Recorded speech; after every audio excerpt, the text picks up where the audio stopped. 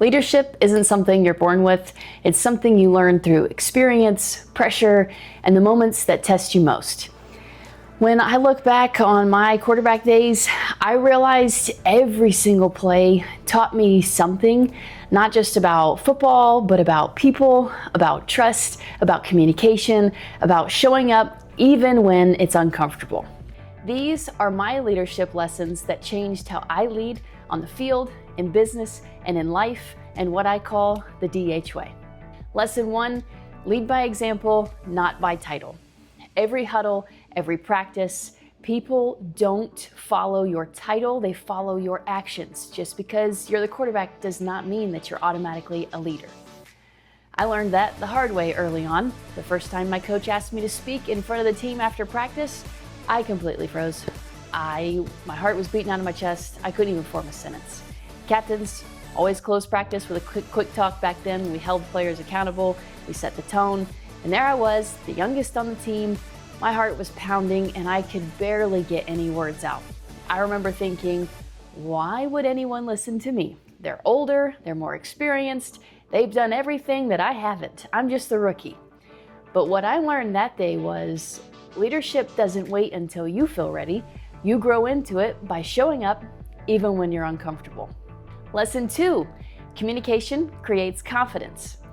Leadership isn't about having all the answers. It's about bringing calm and clarity to all the chaos. A few weeks later, after that meltdown that I had in front of everybody, we had guests from the Australian League come over to watch our practice, and afterwards, one of them said to the entire team, there was just no leader out there. It was just a bunch of people running around with no direction, no one to stop the bleeding. And that hit me hard because I realized if I didn't do it, it had to be me. It had to be me, but I didn't know how to start. So what I did, I started small, a high five and a compliment. That's literally it.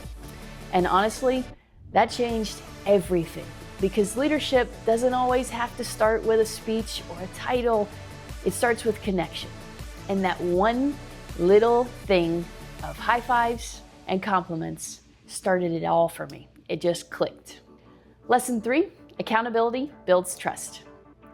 One of the biggest lessons I learned as a quarterback was accountability. If I threw a bad pass, I had to own it. If a receiver dropped one, I still owned it.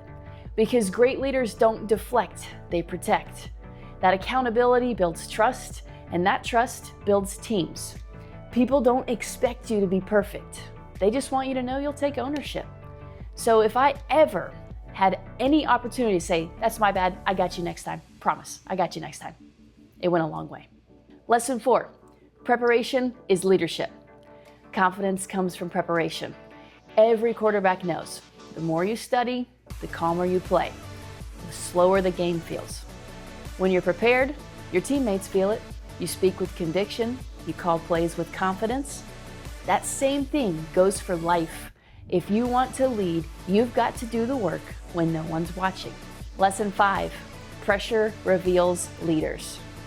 When everything's on the line, people don't follow talent, they follow the composure. They follow the person manning the ship when everything is chaotic. Because pressure doesn't create leaders, it reveals them.